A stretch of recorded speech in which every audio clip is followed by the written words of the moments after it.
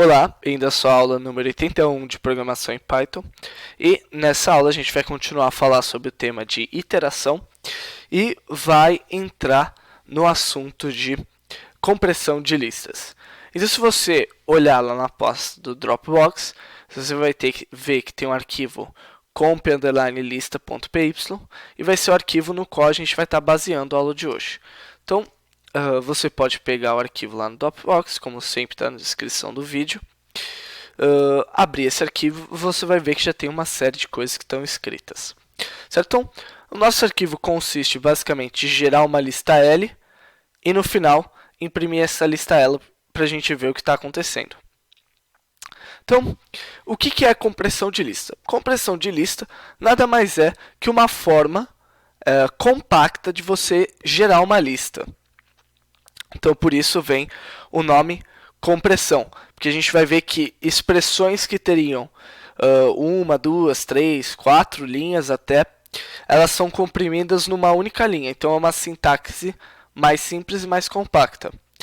Por isso o nome compressão. Do inglês, em muitos livros você não vai encontrar o nome compressão de listas, vai encontrar o nome em inglês que é list comprehension, que eu não sei se comprehension aqui está escrito da maneira correta, mas comprehension é compressão, então é só você procurar no Google Tradutor, por exemplo, tradução de compressão. Certo? Então, qual que é o formato geral para a gente escrever as nossas compressões de listas? Então, você vê que eu tenho aqui uma variável L, que vai receber a minha lista, o sinal de distribuição. Veja que tem os colchetes indicando que eu estou gerando uma lista. E aqui eu tenho uma expressão, x mais 10, seguida de um for loop, que está percorrendo um objeto iterável range, que vai de 0 até 9 no caso. Então, se eu pegar, salvar e executar esse arquivo, então, executar aqui na prompt de comando do Linux, você vai ver que ele vai ter a seguinte saída: 10, 11, 12, 13, 14, 15, 16, 17, 18. Então, a lista que foi gerada foi essa lista L aqui. Certo? E o que é essa lista L? Essa lista L nada mais é do que eu pegar L, ter vazio aqui, for i in range 10, colocar dois pontos aqui e colocar aqui e mais 10, certo? Só que essa sintaxe aqui, essas três etapas aqui, foram comprimidas numa única etapa, que é composta, primeiro, de uma expressão, que é a expressão x mais 10. Então, essa expressão, ela significa qual valor a gente vai estar colocando na nossa lista a cada iteração do for loop. Então, essa é a minha expressão. Depois é seguido por um for loop, certo? E esse for loop tem que estar percorrendo um objeto iterável qualquer. No caso, é o range 10. Então, essa é a sintaxe mais simples para compressão de listas. Então, para que a gente vai usar compressão de listas? Primeiro, porque é mais rápido que alguns for loops. A compressão de lista ela consegue atingir velocidades da linguagem C e tem uma linguagem mais simples. Veja que o equivalente, eu colocar aquele x in range 10, dois pontos, l.append, x mais 10, é muito mais comprido, né? 3 linhas de código. Gastei mais tempo escrevendo do que escrever essa sintaxe simples. E o programador que vê isso consegue decifrar que é isso aqui que está sendo feito sem a menor dificuldade. Então, sintaxe simples e comprimida poupa trabalho e melhora a performance do seu programa. Então, com certeza, é vantajoso usar compressão de listas. Então, compressão de listas a gente pode usar, a maioria dos nossos exemplos a gente tem visto usando arquivos, porque arquivos, quando a gente usa em arquivos, a gente vê uma melhora na eficiência do ponto de memória. Então aqui é um exemplinho simples. Se você olhar na pasta Dropbox, você vai ver que para essa aula tem um exercício que vocês podem tentar resolver. Depois eu vou passar o exercício para vocês. Enfim, então aqui eu estou passando para a minha variável A o meu arquivo que contém basicamente a descrição do exercício. Depois eu pego uma lista L e pego todas as linhas de A, leio e coloco numa lista, ou seja, eu uso o método readLines do objeto file. Aí beleza, se eu fizer só isso aqui, imprimir o valor de L, então vamos salvar e executar isso aqui, você vai ver o seguinte. Então, Python 3, comp underline list. Bom, não sei nem porque eu estou fazendo isso, devia ter já colocado assim. Você vai ver que aparece como está no nosso arquivo. 3 aspinhas, certo? Indicando com a descrição, barra ao contrário N. Primeira descrição, barra ao contrário N. Segunda linha, barra ao contrário N. Terceira linha, barra ao contrário N. Quarta linha, barra, assim por diante até chegar no final da nossa lista. Veja aqui. Num arquivo qualquer em que você tenha que ler linha a linha do que está acontecendo, pode ser que você queira eliminar o barra ao contrário N. Então, para você fazer isso, usando as nossas listas, eu poderia colocar essa linha adicional aqui. Então, o que eu vou fazer? Vou fazer uma compressão de lista, novamente. Então, o objeto iterável agora, nesse caso, é a minha lista L, que é o meu arquivo .readLines. E eu vou percorrer uma linha dentro de L. E o que eu vou fazer com essa linha? Essa linha eu vou pegar e eliminar o caractere barra ao contrário N. Eu posso fazer isso a partir do método rsstrip. Vocês podem olhar na descrição de lista para entrar em mais detalhes o que o rstrip faz, o que ele faz exatamente. Então, o que vai ser colocado, qual que é a variável que é colocada dentro da minha compressão? É a variável linha.rstrip. E a linha é cada uma das linhas, ou cada um dos objetos que estão dentro da minha lista L. Então, se eu fizer isso aqui agora, salvar, sim, e reexecutar isso aqui, você vai ver que o caractere barra ao contrário N sumiu. Então, eu posso já usar a compressão de listas para fazer, por meio de um trabalho de uma sintaxe simples, eliminar todos os barra ao contrário N de uma lista. Que, como a gente havia feito anteriormente, ia requerir um for loop mais 2 linhas de código. Certo? Então, se eu olhar para o meu arquivo, claro que existe uma maneira ainda mais simples de escrever isso aqui.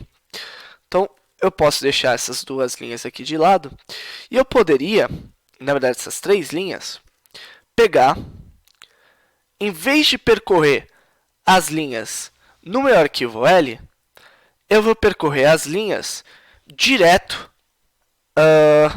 no meu arquivo. Então, não vou percorrer as linhas da minha lista, mas vou percorrer a linha direto no meu arquivo. Eu vou abrir o arquivo aqui, diretamente. E já vou editar a minha linha para tirar o caractere barra ao contrário N. Então, eu estou fazendo isso tudo que eu fiz aqui, essas 3 linhas, numa única linha. E vou colocar em L. Veja que o meu arquivo ele vai ser automaticamente fechado. Aqui eu não coloquei a.close, mas eu teria que ter feito isso. Mas aqui ele vai ser automaticamente fechado. E eu vou ter exatamente o mesmo resultado. Então, se eu executar isso aqui, você vai ver que eu também sumo com o caractere de pular uma linha. Certo? E qual que é a vantagem de usar isso? É eficiente tanto em memória. Então, por que é eficiente em memória? Porque aqui a gente tem que carregar todas as linhas do meu arquivo na nossa memória RAM. Aqui não. Ele vai carregar cada uma das linhas a cada vez que eu percorro o for loop e ele já vai deletar essas linhas a cada for loop. Então, eficiente em memória. É eficiente também em processamento, porque aqui eu estou lidando com velocidade de C, já que é uma compressão de listas, e não com a velocidade do Python, que o Python ele é um dos problemas da linguagem do Python é o fato de ele ser mais lento do que as outras linguagens de programação. Então, alguns exemplos das vantagens de se usar compressão de listas. Agora, compressão de listas não se reduz a essa sintaxe, expressão e for loop num objeto iterável. Eu também posso ter algumas cláusulas extra. A primeira cláusula é a cláusula if. Então, é aquele clássico, a gente pegar a minha lista L, um objeto vazio, for i in range 10, por exemplo, if i igual a, sei lá, if i resto de divisão por 3 igual a 0, então todo mundo múltiplo de 3, eu adiciono para minha lista. Adiciono i. Por exemplo, eu estou fazendo um processo seletivo de cada um dos objetos que eu estiver percorrendo dentro do meu objeto iterável. Então, eu posso fazer, a partir de compressão de listas, essa mesma seleção, desde que ela seja simples. Então, no caso, aqui, um exemplo, por exemplo, é brincadeira, né? Mas, por exemplo, aqui eu estou importando o módulo random e estou usando a função rangeInt. Então, estou sorteando números que estão entre 1 e 99. Lembra que o 100 ele não entra.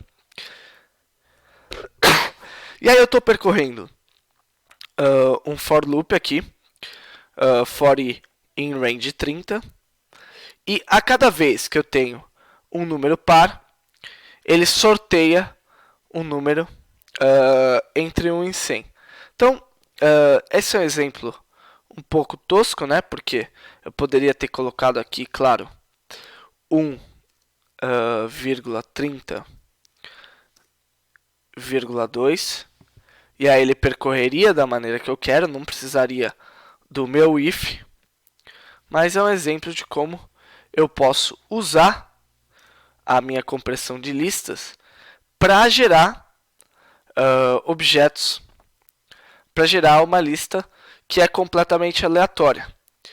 Se eu fosse usar o random.rangeInt, normalmente eu armazenaria numa variável, depois eu faria o ponto .append. Mas aqui eu posso fazer direto, inclusive, a seleção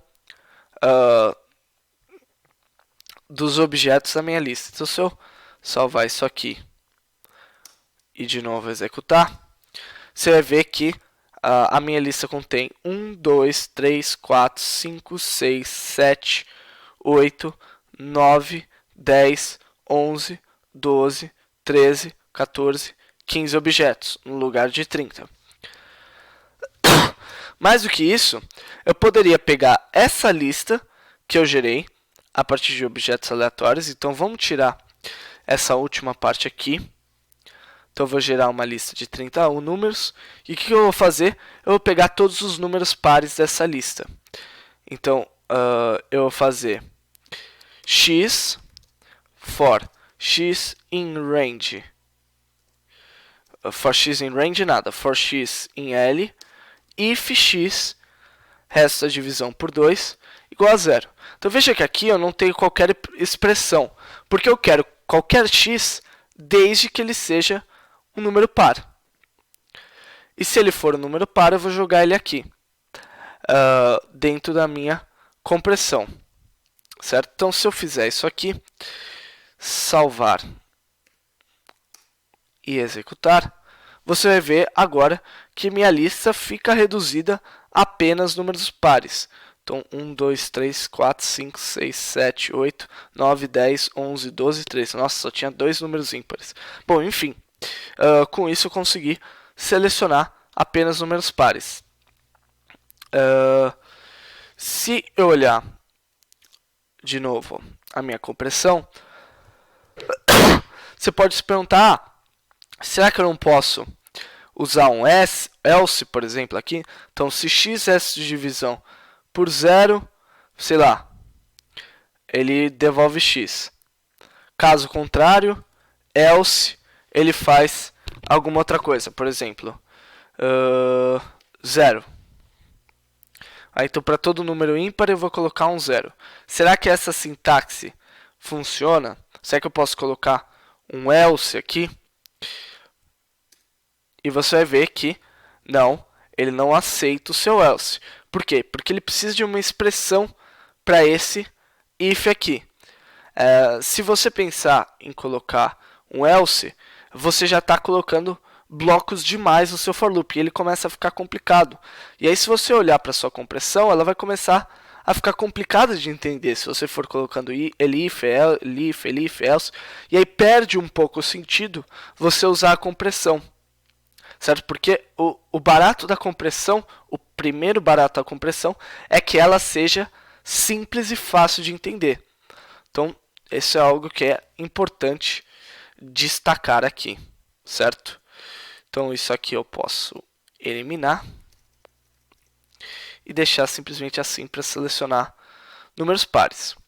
Além de eu poder usar o bloco if, certo? Então, você notou que o if ele vem logo depois do meu for loop. Eu não falei isso, mas está escrito aqui em cima. Logo depois de range, ou melhor, logo depois do for loop.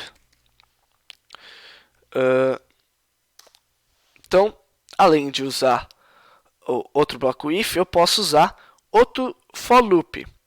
Então, aqui no caso, eu estou pegando x dentro de ABC e y dentro de LMN. E estou somando x mais y. Então, aqui eu estou fazendo combinações entre na verdade, arranjos. Não, sei lá o que eu estou fazendo. Acho que eu estou ou combinação ou arranjo entre A, B e C e LMN, certo? Estou usando dois for loops. Então, a sintaxe equivalente é... Bom, vamos ver antes. Depois eu falo da sintaxe equivalente. Então, se eu executar isso aqui, você vai ver que gera AL, AM, AN, BL, BM, BN, CL, CM, CN. Então, qual que seria a sintaxe equivalente ao que eu estou fazendo aqui? Seria L como sendo vazio, for x in ABC, dois pontos, for y in LMN, dois pontos, L.append x mais y. Então, eu tenho a minha expressão, que é x mais y, e eu tenho um for loop dentro de outro, que é o nested for loop, ou repetições encaixadas, como a gente viu o nome durante as aulas. Agora, poderia eu colocar mais um for loop aqui? Por exemplo, colocar for z in LMN, sei lá, XYZ e colocar x mais y mais z. Então agora eu estou colocando 3 for loops um dentro do outro. Então se eu só vai isso aqui e executar, você vai ver que eu consigo efetivamente usar vários nested for loops. Agora, eu devo usar vários nested for loops? A princípio não. Por quê? Porque, novamente, vai aumentando a complexidade da minha compressão. Então, perde um pouco o sentido você usar a compressão de listas. A vantagem dela continua sendo a simplicidade dela. Agora, nada impede que você use isso e, com sorte, boa parte dos programadores vão entender e a sua execução vai ser melhor do ponto de vista de memória e processamento, certo? Então, era isso que eu tinha para falar sobre as minhas compressões de listas.